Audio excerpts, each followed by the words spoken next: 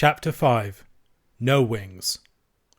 Whether anyone cried or not, there was certainly an interval during which none of the party was quite itself.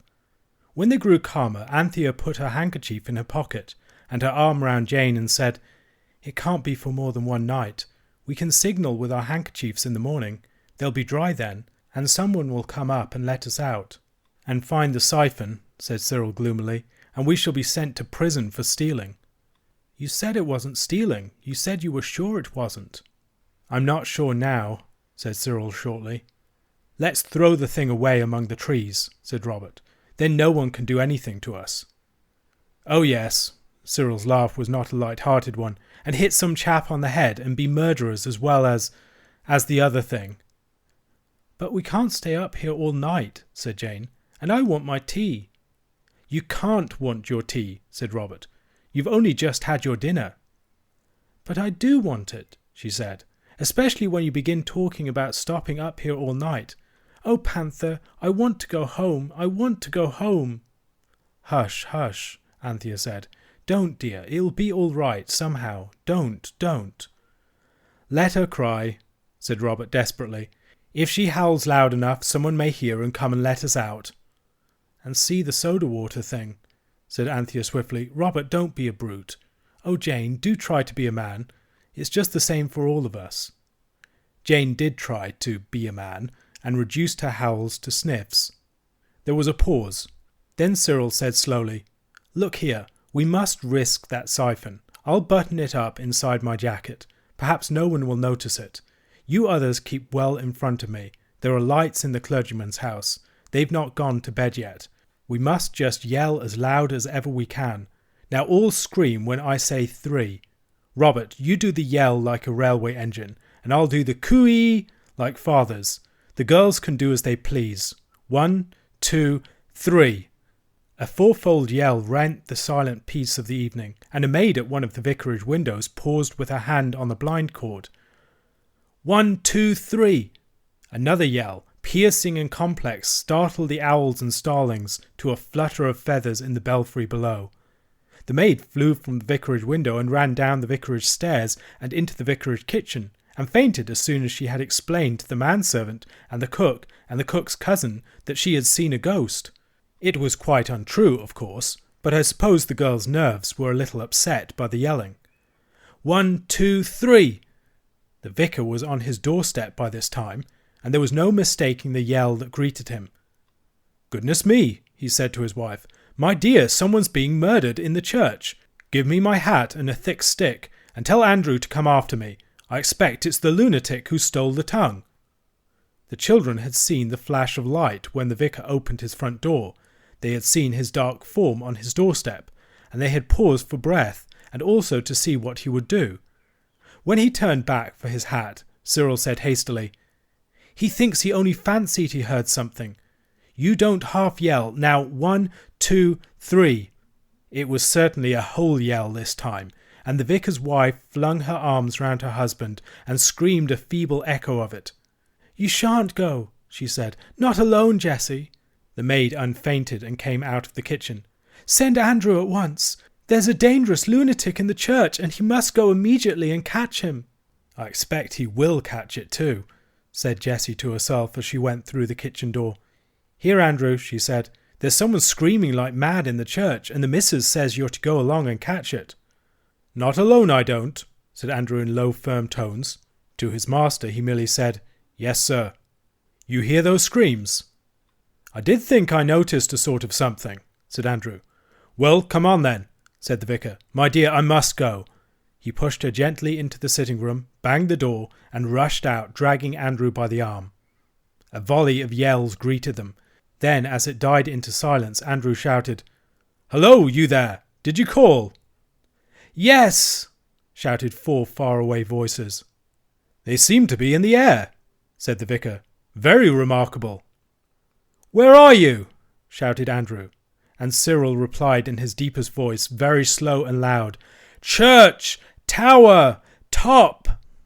"Come down then," said Andrew, and the same voice replied, "Can't! Door locked!" "My goodness," said the vicar. "Andrew, Fetch the stable lantern. Perhaps it would be as well to fetch another man from the village. With the rest of the gang about, very likely. No, sir, if this 'ere ain't a trap, well, may I never. There's Cook's cousin at the back door now. He's a keeper, sir, and used to dealing with vicious characters, and he's got his gun, sir. Hello there, shouted Cyril from the church tower. Come up and let us out. We're a-coming, said Andrew. I'm a-going to get a policeman and a gun. Andrew, said the vicar, that's not the truth. It's near enough, sir, for the likes of them. So Andrew fetched the lantern and the cook's cousin, and the vicar's wife begged them all to be very careful. They went across the churchyard. It was quite dark now, and as they went they talked. The vicar was certain a lunatic was on the church tower, the one who had written the mad letter and taken the cold tongue and things. Andrew thought it was a trap. The cook's cousin alone was calm. Great cry, little wool, said he. Dangerous chaps is quieter. He was not at all afraid. But then he had a gun. That was why he was asked to lead the way up the worn, steep, dark steps of the church tower. He did lead the way, with the lantern in one hand and the gun in the other. Andrew went next. He pretended afterward that this was because he was braver than his master, but really it was because he thought of traps, and he did not like the idea of being behind the others for fear someone should come softly up behind him and catch hold of his legs in the dark. They went on, and round the little corkscrew staircase, then through the bell-ringer's loft, where the bell ropes hung with soft furry ends like giant caterpillars, then up another stair into the belfry, where the big quiet bells are, and then on up a ladder with broad steps, and then up a little stone stair, and at the top of that there was a little door, and the door was bolted on the stair side. The cook's cousin, who was a gameskeeper, kicked at the door and said, "Hello, you there!" The children were holding on to each other on the other side of the door, and trembling with anxiousness, and very hoarse with their howls. They could hardly speak, but Cyril managed to reply huskily, "Hello, you there!" "How did you get up there?" It was no use saying, "We flew up," so Cyril said, "We got up, and then we found the door was locked, and we couldn't get down. Let us out, do." "How many of you are there?" asked the keeper. "Only 4, said Cyril. "Are you armed?" "Are we what?" "I've got my gun handy, so you'd best not try any tricks," said the keeper. "If we open the door, will you promise to come quietly down and no nonsense?" "Yes, oh yes," said all the children together. "Bless me," said the vicar. "Surely that was a female voice." "Shall I open the door, sir?" said the keeper. Andrew went down a few steps. "To leave room for the others," he said afterwards. "Yes," said the vicar. "Open the door. Remember," he said through the keyhole, "we have come to release you. You will keep your promise to refrain from violence." "How this bolt do stick," said the keeper. "Anyone 'ud think it hadn't been drawed for half a year." As a matter of fact, it hadn't. When all the bolts were drawn, the keeper spoke deep-chested words through the keyhole. "I don't open," said he, "till you've gone over to the other side of the tower, and if one of you comes at me, I fire. Now." "We're all over on the other side," said the voices. The keeper felt pleased with himself, and owned himself a bold man when he threw open that door, and, stepping out into the leads, flashed the full light of the stable lantern on the group of desperadoes standing against the parapet on the other side of the tower. He lowered his gun, and he nearly dropped the lantern. "So help me," he cried, "if they ain't a pack of kiddies." The vicar now advanced. "How did you come up here?" he asked severely. "Tell me at once." "Oh, take us down," said Jane, catching at his coat, "and we'll tell you anything you like. You won't believe us, but it doesn't matter. Oh, take us down." The others crowded round him with the same entreaty, all but Cyril. He had enough to do with the soda-water siphon, which would keep slipping down under his jacket. It needed both hands to keep it steady in its place. But he said, standing as far out of the lantern light as possible, "Please do take us down." So they were taken down. It is no joke to go down a strange church tower in the dark, but the keeper helped them. Only Cyril had to be independent because of the soda-water siphon. It would keep trying to get away. Halfway down the ladder it all but escaped. Cyril just caught it by its spout, and as nearly as possible lost his footing. He was trembling and pale when at last they reached the bottom of the winding stair and stepped out onto the stones of the church porch. Then suddenly the keeper caught Cyril and Robert each by an arm. "You bring along the girls, sir," said he. "You and Andrew can manage them." "Let go," said Cyril. "We aren't running away. We haven't hurt your old church. Leave go." "You just come along," said the keeper. And Cyril dared not oppose him with violence, because just then the siphon began to slip again. So they were marched into the vicarage study, and the vicar's wife came rushing in. "Oh, William, are you safe?" she cried. Robert hastened to allay her anxiety. "Yes," he said, "he's quite safe. We haven't hurt them at all, and please, we're very late, and they'll be anxious at home. Could you send us home in your carriage?"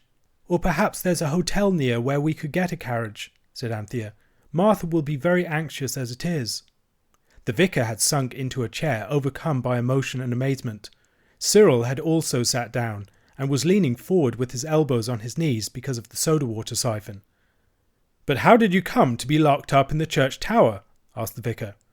"We went up," said Robert slowly, "and we were tired, and we all went to sleep, and when we woke we found the door was locked, so we yelled."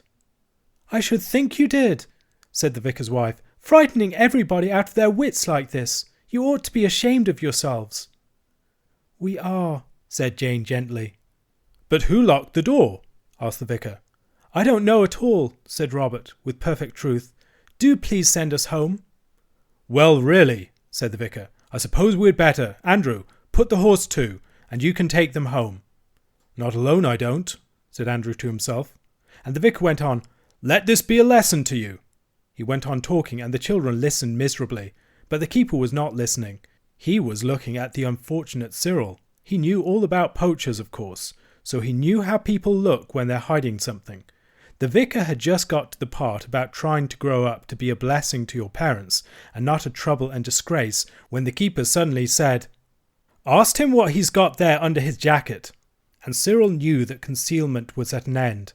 So he stood up and squared his shoulders and tried to look noble, like the boys in books that no one can look in the face of and doubt that they come of brave and noble families and will be faithful to the death. And he pulled out the siphon and said, "Well, there you are then." There was silence. Cyril went on. There was nothing else for it. "Yes, we took this out of your larder, and some chicken and tongue and bread. We were very hungry, and we didn't take the custard or jam. We only took bread and meat and water, and we couldn't help its being soda kind. Just the necessaries of life, and we left £0.50 to pay for it, and we left a letter, and we're very sorry, and my father will pay a fine and anything you like, but don't send us to prison. Mother would be so vexed. You know what you said about not being a disgrace. Well, don't you go and do it to us, that's all. We're as sorry as we can be. There." "However did you get into the larder window?" said Mrs. Vicar. "I can't tell you that," said Cyril firmly. "Is this the whole truth you've been telling me?" asked the clergyman. "No," answered Jane suddenly. "It's all true, but it's not the whole truth. We can't tell you that. It's no good asking. Oh, do forgive us and take us home." She ran to the vicar's wife and threw her arms round her.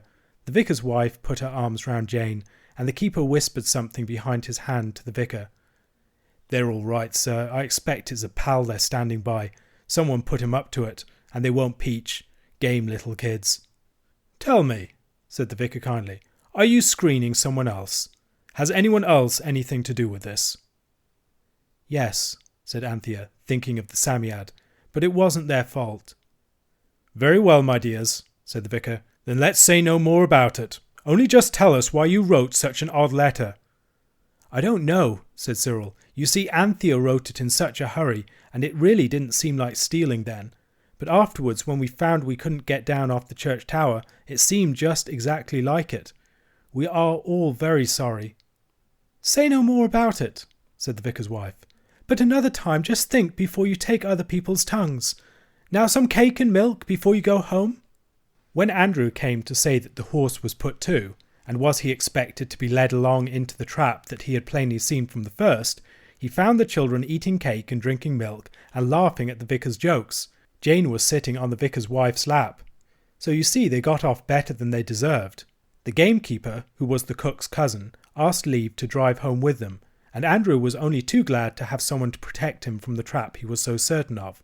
When the wagonette reached their own house, between the chalk quarry and the gravel pit, the children were very sleepy, but they felt that they and the keeper were friends for life. Andrew dumped the children down at the iron gate without a word. "You get along home," said the vicarage's cook's cousin, who was a gamekeeper. "I'll get me home on Shank's mare." So Andrew had to drive off alone, which he did not like at all, and it was the keeper that was cousin to the vicarage cook who went with the children to the door, and when they had been swept to bed in a whirlwind of reproaches, remained to explain to Martha and the cook and the housemaid exactly what had happened.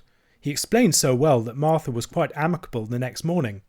After that he often used to come over and see Martha, and in the end, but that is another story, as dear Mr. Kipling says. Martha was obliged to stick to what she had said the night before about keeping the children indoors the next day for a punishment, but she wasn't at all ugly about it, and agreed to let Robert go out for half an hour to get something he particularly wanted. This, of course, was the day's wish. Robert rushed to the gravel pit, found the Psammead, and presently wished for... But that, too, is another story.